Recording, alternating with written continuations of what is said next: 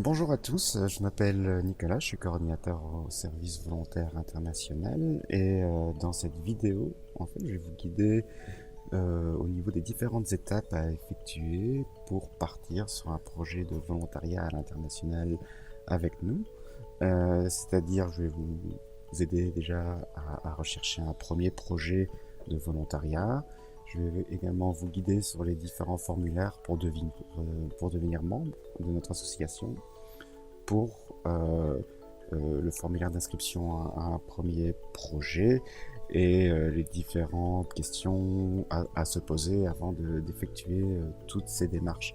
Mais avant d'aller plus loin, je vais déjà vous préciser que cette vidéo concerne les personnes qui souhaitent partir sur un projet de volontariat de manière libre, c'est-à-dire hors dispositif tels que le Corps européen de solidarité ou le service civique, qui sont des dispositifs qui sont financés respectivement par la Commission européenne ou par le gouvernement français. On va réaliser d'autres vidéos par la suite qui vont être un peu plus dirigées vers ce type de dispositif. Elles ne concernent pas non plus les personnes qui souhaitent partir en groupe, c'est-à-dire les mouvements de jeunesse, les scouts, etc., les écoles.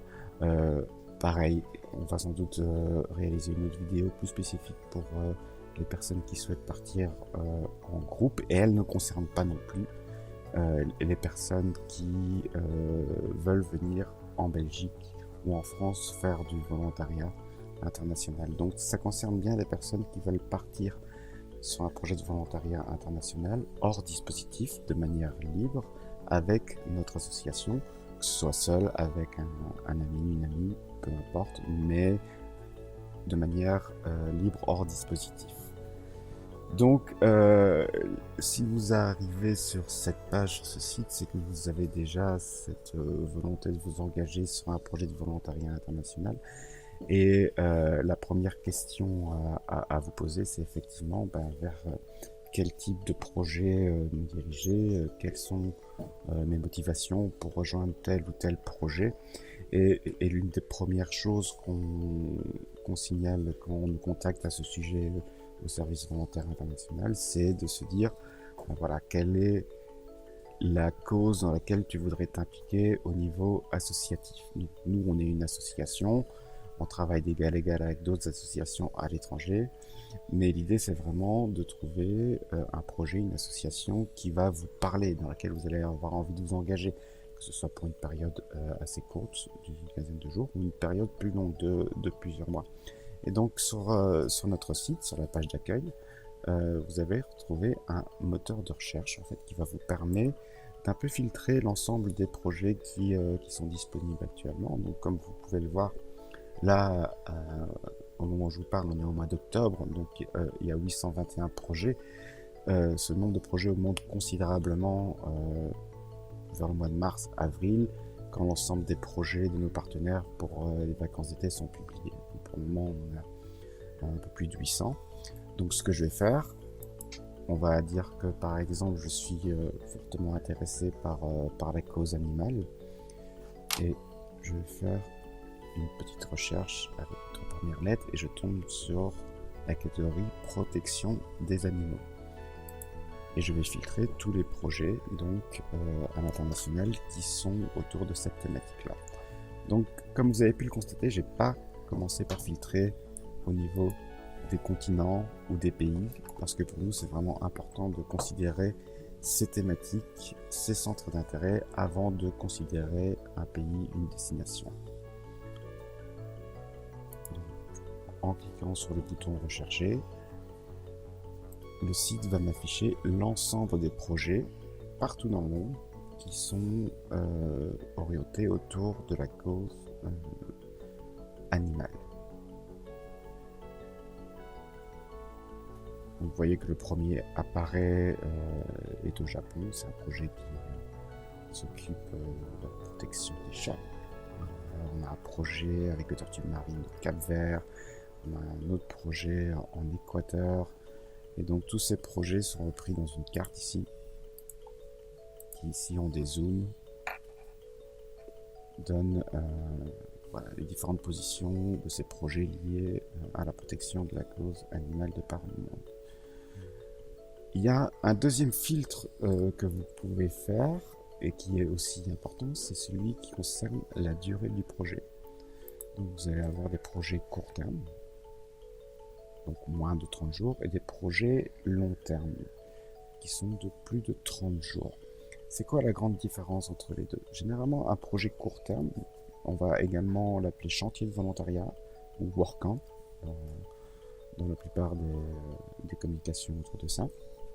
Ce sont des projets donc, qui sont à date fixe, qui vont commencer, on va dire, le 1er juillet jusqu'au 15 juillet, et qui vont avoir donc un groupe de volontaires internationaux, donc pas que des volontaires francophones accompagnés par nos associations, mais également peut-être des volontaires qui viennent, je sais pas, du Mexique, de Corée, d'Allemagne, qui pendant une courte période de temps vont se rassembler sur un projet à l'étranger, coordonné par une association partenaire, et mener une action qui va être par définition limitée compte tenu de sa durée, mais donc vivre cette expérience de volontariat international avec d'autres volontaires qui viennent d'une culture complètement différente probablement, mais dont le point commun va être voilà, cet intérêt porté à l'action menée par cette association.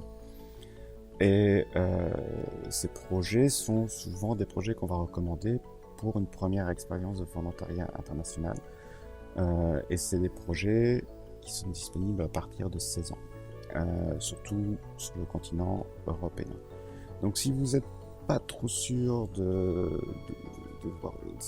voir comment vous allez réagir sur un projet de volontariat à plus long terme, on va souvent vous conseiller de partir sur un premier projet court terme pour déjà goûter à ce que c'est le volontariat international, quitte à par la suite s'engager sur un projet plus longue durée.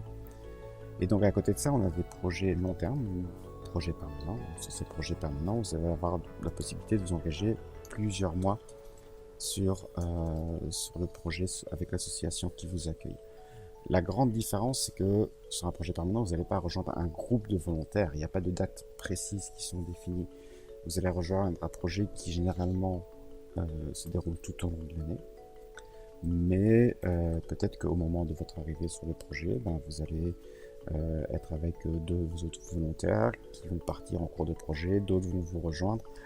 Mais l'action de l'association continue tout au long de l'année, avec ses salariés, avec le personnel encadrant qui est déjà sur place. Donc l'engagement est différent et plus long, et demande justement de se poser pas mal de questions au préalable pour savoir voilà, combien de temps je veux m'engager, est-ce que je me sens capable de partir 3 mois ou plus sur ce type de projet. Mais donc vous avez la possibilité de filtrer la durée de ces projets également ici. On va dire que on va rechercher un projet court terme. Donc on refiltre sur base de la protection des animaux et sur le projet court terme.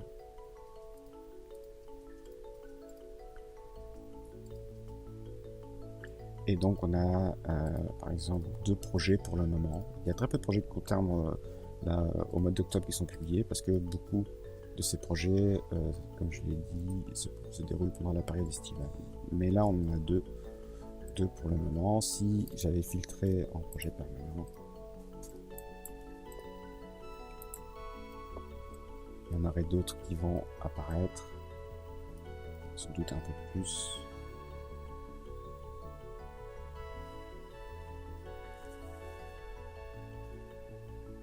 Voilà. Donc tous ces projets en Grèce, en Équateur, au Togo, au Kenya, sont des projets qui ont lieu en fait tout au long de l'année et que vous pouvez rejoindre également. Si vous partez sur un projet court, n'hésitez pas à mettre une date à partir de laquelle vous êtes disponible. Donc ça va enlever tous les projets qui se déroulent avant cette date. Après, effectivement, vous avez la possibilité de filtrer par continent et de filtrer par pays pour affiner votre recherche. Donc c'est ce qu'on va vous demander dans un premier temps, c'est de passer un peu de temps sur ce moteur de recherche et de filtrer à travers les différents projets qui sont disponibles pour le moment, ceux qui vous parlent plus particulièrement, et peut-être d'en repérer 3. pas plus parce que il vaut mieux affiner cette recherche déjà en amont pour gagner un peu de temps.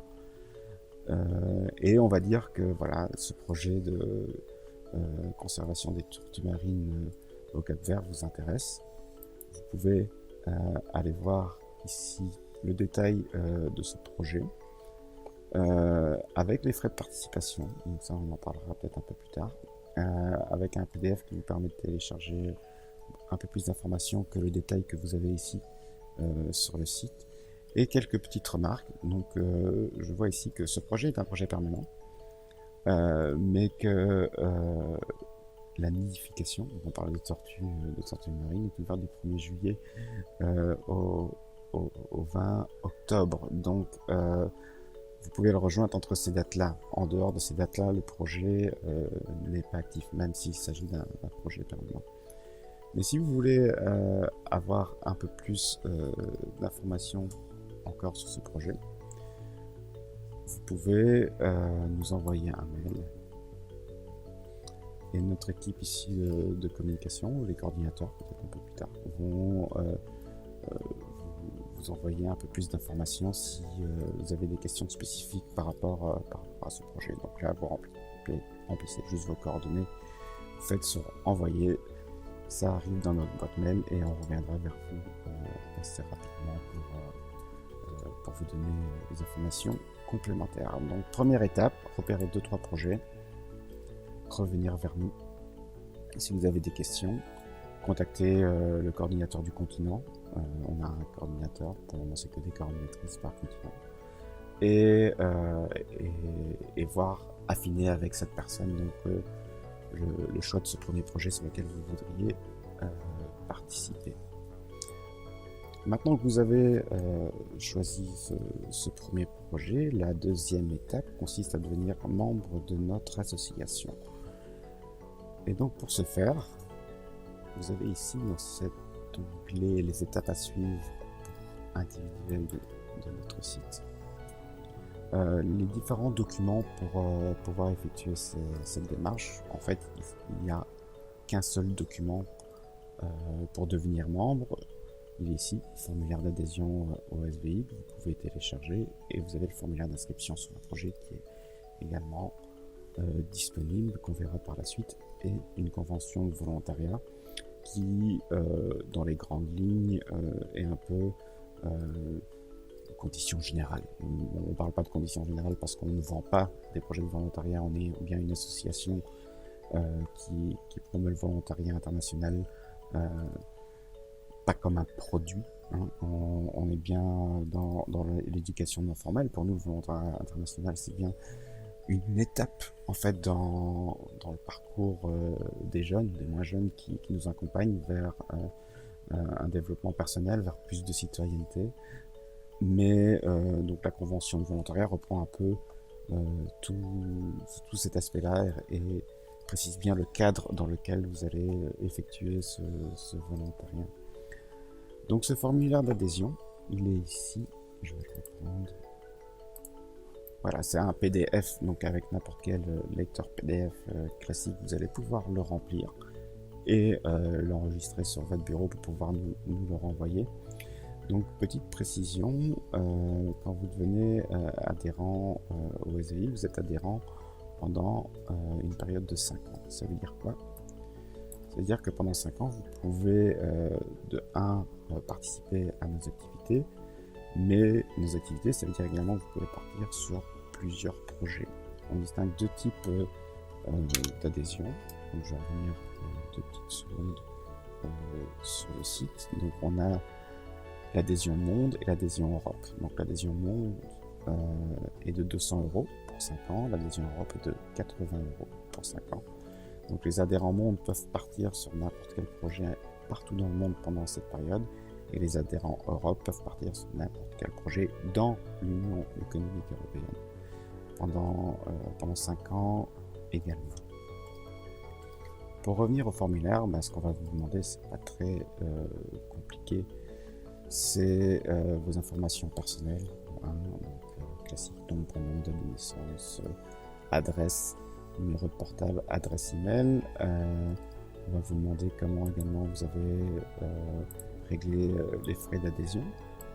Quand vous nous l'envoyez, on va vous demander également de nous envoyer une capture d'écran du versement que vous avez effectué pour ces frais d'adhésion. Ça nous permet d'accélérer le processus. Si vous avez déjà une idée du continent sur lequel le projet va avoir lieu, ben, vous pouvez déjà le signaler. Ainsi, on redirige directement ce formulaire vers le bon coordinateur et d'autres petites questions, savoir comment vous avez connu, etc. Donc c'est assez simple. Vous remplissez ces documents, vous l'enregistrez sur votre bureau avec votre nom dans le nom du fichier, c'est beaucoup plus simple. Et vous nous l'envoyez par mail à l'adresse qui est signalée ici, qui est donc inscription@servicevolontaire.org.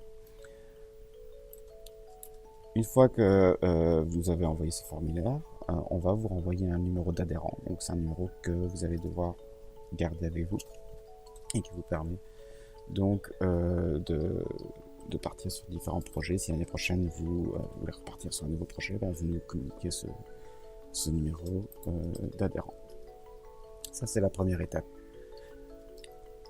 Imaginons que vous avez déjà affiné le choix de votre projet avec la coordinatrice. Vous pouvez directement passer à la deuxième étape. C'est-à-dire que ces deux formulaires peuvent être envoyés en même temps si ce choix de premier projet a déjà été arrêté. Donc ce formulaire d'inscription, il est ici. Donc si vous venez de devenir membre en même temps, vous pouvez mettre nouveau adhérent. Vous n'avez pas nécessairement votre numéro de membre déjà avec vous. Mais si vous êtes déjà adhérent au Monde ou Europe, vous pouvez indiquer votre numéro d'adhérent sur ce formulaire. Et donc ici, lisez bien toute cette partie qui explique ce que sont des frais de participation, les frais liés à votre déplacement sur le projet, ne pas oublier au niveau du visa, des vaccins, etc. Et ça reprend aussi les différentes étapes dont nos week-ends de préparation. Donc on va regarder un peu plus en détail ce formulaire. On reprend les informations personnelles pour faire les copier-coller. Et donc là, on va vous demander 3 choix de projet. Donc si vous avez repéré qu'un seul projet qui vous intéresse, c'est pas un problème non plus. Vous remplissez que cette première partie. Vous mettez les dates à laquelle vous êtes disponible. Vous reprenez les frais de participation tels qu'ils sont indiqués sur la fiche du projet, et avec le nom de l'organisation et le pays dans lequel le projet a lieu. Pourquoi on vous en demande 3? Si le premier projet n'est pas disponible pour une raison X ou Y, souvent c'est parce qu'il est complet ou peut-être fermé à certaines dates, on va se rabattre sur la deuxième proposition, voire la troisième. Le coordinateur vous informera en permanence de ce processus pour vous permettre de partir sur une de ces options. On va vous demander de vous décrire ici sur ce projet, sur cette fiche de projet. Pourquoi? Parce qu'en fait, comme le volontariat, dans notre vision du volontariat, c'est quelque chose qui se fait de manière indépendante d'un volet professionnel. On va vous demander, on va pas vous demander un CV, voilà. On va vous demander de vous décrire en quelques lignes un peu votre parcours pour que notre partenaire qui recevra cette fiche d'inscription puisse un peu avoir une petite idée de qui vous êtes, etc. La langue dans laquelle ce document doit être rempli est importante. Si vous partez sur un projet de volontariat international, il faut savoir que l'anglais reste la langue véhiculaire par excellence. Donc nos partenaires parlent pas français, mais vont pour lire ce formulaire, vous allez devoir le remplir en anglais. Maintenant, si vous partez en Afrique francophone, comme au Sénégal, à Madagascar, effectivement, vous pouvez le remplir en français, comme c'est des pays francophones. Maintenant, si vous partez en Amérique latine et que vous parlez espagnol, on va vous demander de préférence de le remplir en espagnol. Donc, utilisez ces 3 langues en fonction de la destination de votre projet. Donc à propos des langues, là, on va vous demander votre langue maternelle qui va souvent être le français, les autres langues que vous parlez, et 2-3 petites questions si vous suivez un régime particulier, est-ce que vous avez des allergies, est-ce que vous suivez un traitement médical, blablabla. Votre motivation pour partir sur le projet, ça c'est vraiment la partie surtout la plus importante de ce formulaire. Pourquoi ? Parce que, encore une fois, on ne va pas vous demander de compétences pour partir sur un projet. Ce qui nous intéresse, ce qui intéresse notre partenaire, c'est qu'est-ce qui vous intéresse pour le rejoindre. Donc on va vous poser quelques questions liées à cette motivation à rejoindre ce projet, qui vont nous aider, une fois qu'on reçoit ce document, à un peu affiner aussi votre choix de projet avec vous, sans doute, mais à notre partenaire de bien comprendre que vous avez bien compris les enjeux en fait de son association, les actions que notre partenaire met en place. Et on a à la fin une autorisation parentale, mais qui concerne uniquement les mineurs d'âge qui souhaitent partir sur un projet avec nous. Donc pour revenir très rapidement sur nos partenaires, donc on a deux types de partenaires. On a des partenaires avec qui on travaille, qui sont des projets avec lesquels on travaille en direct, qui vont accueillir directement des volontaires par notre intermédiaire, avec généralement un seul projet. C'est souvent, pour prendre un exemple, le projet qu'on voyait tout à l'heure en Grèce, je ne sais pas si je peux revenir dessus rapidement, de protection d'une espèce de chevaux menacés. Voilà, c'est une association qui accueille directement des volontaires sans passer par une association de coordination. Mais on a également des associations qui sont un peu comme au même niveau de nous, des associations de coordination, donc qui, une fois que vous êtes dans le pays, vont faire le même travail d'accompagnement que nous, on fait avec vous en France, en Belgique ou dans la francophonie, et travailler avec différents projets. Et donc, ces associations sont ce qu'on appelle les associations de coordination. Donc, les deux situations existent. Soit vous allez être accueilli directement par le projet, soit par une association de coordination, mais c'est bien d'avoir déjà cette information pour vous donner une petite idée des manières de fonctionner dans les différents projets. Parce que parfois, on a du mal à faire la différence entre les deux. Donc, gardez ça en tête également. Donc, imaginons que vous avez fini de remplir ce formulaire d'inscription. Pareil, vous l'enregistrez sous. Soit vous nous l'envoyez en même temps que le formulaire d'adhésion, soit vous nous l'envoyez après être devenu membre. Il n'y a pas de règle à ce niveau-là. Maintenant, c'est plus simple pour la gestion administrative de nous envoyer les deux en même temps, avec la capture d'écran, encore une fois, des frais d'adhésion, et si vous l'avez déjà rempli, la convention de volontariat signée. Donc je reviens aux différentes étapes. Une fois que vous avez envoyé tout ça, donc le coordinateur chez nous va vous répondre, vous dire j'ai bien reçu les documents, va se mettre en contact avec le coordinateur local. Donc on en est ici au niveau de la fiche d'inscription. Généralement, on a une réponse dans la semaine, dans une dizaine de jours, pour savoir si vous avez la possibilité de partir sur ce projet ou pas. Ne pas oublier au moment où vous vous inscrivez qu'on va demander un minimum de 2 mois entre l'inscription sur un projet et le départ. 2 mois qui pourront être réduits à 1 mois s'il faut partir sur un projet en Europe. Hein. N'oubliez pas que voilà, partir sur un projet de volontariat à l'international, c'est pas quelque chose qui se fait dans la précipitation. Donc gardez bien ce petit délai en tête. Donc disons qu'après une dizaine de jours, vous avez une réponse de votre coordinateur ici au SVI qui vous dit c'est bon, vous êtes accepté. Là, vous allez pouvoir commencer l'organisation de votre départ. L'organisation de votre départ, ça veut dire commencer à rechercher les billets d'avion, se préoccuper au niveau de la question des visas, au niveau de la question des assurances, des vaccins, etc. Mais ça, votre coordinateur au SVI vous accompagne tout au long de ces démarches pour être sûr que vous partiez avec l'ensemble des informations dont vous avez besoin pour que ce volontariat se passe du mieux possible. Vous allez avoir une fiche à remplir de confirmation une fois que vous avez acheté vos billets, que vous savez exactement la date à laquelle vous partez, etc.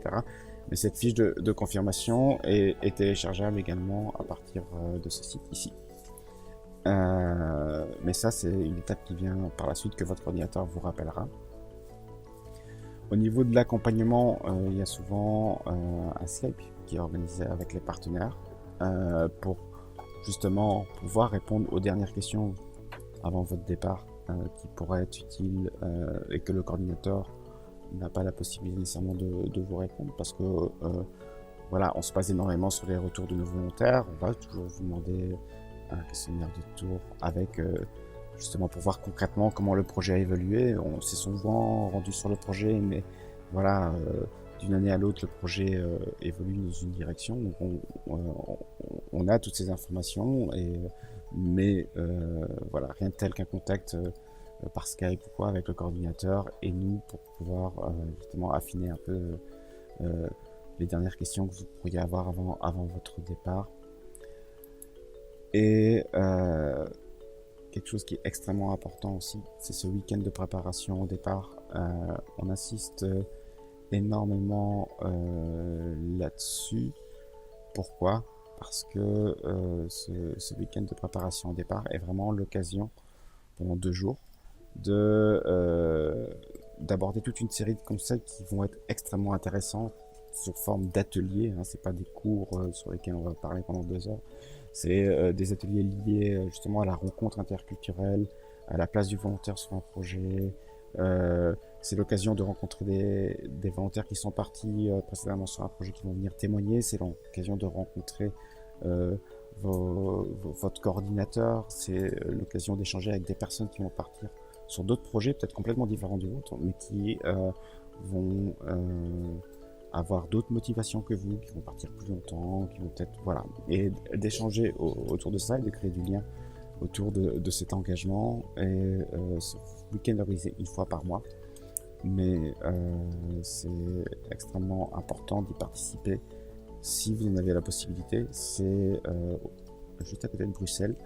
Maintenant, il est obligatoire pour les mineurs d'âge, pour les autres, comme je dis, extrêmement recommandé. Je regarde si j'ai rien oublié. Je pense que pour une introduction, c'est déjà pas mal. Donc, n'hésitez pas si vous avez des questions spécifiques par rapport à un projet ou quoi que ce soit, de rentrer en contact avec nous. Donc, je vais vous montrer un peu les numéros de téléphone. Donc, pour la Belgique, vous pouvez nous joindre ici au 02 888 67 13 ou à d'autres numéros. Il y a une petite vidéo si vous venez à une de nos séances d'information qui vous indique le chemin pour nous rejoindre jusqu'à la gare du Nord. Donc on a des séances d'information sur Bruxelles tous les mercredis à 14 h. Donc n'hésitez pas à venir nous rejoindre. Si vous êtes en France, on a un bureau à Lille, rue Léon Gambetta. On y tient une permanence également tous les mercredis. N'hésitez pas à venir nous rejoindre, mais contactez-nous avant pour vous assurer de notre présence. Et voici notre numéro. Pour nous joindre en France, si vous êtes au Canada ou en Suisse, vous avez également des numéros de téléphone sur lesquels vous pouvez nous joindre. Ou sinon par mail, donc info@servicevolontaire.org qui est notre adresse générale pour nous contacter. Voilà. Merci de votre attention. Donc c'était peut-être un peu long, mais voilà, ça couvrait pas mal d'aspects au niveau d'une première expérience de volontariat international. N'hésitez pas à nous joindre si vous avez des questions plus spécifiques à nous poser. Je vous souhaite une bonne journée. Au revoir.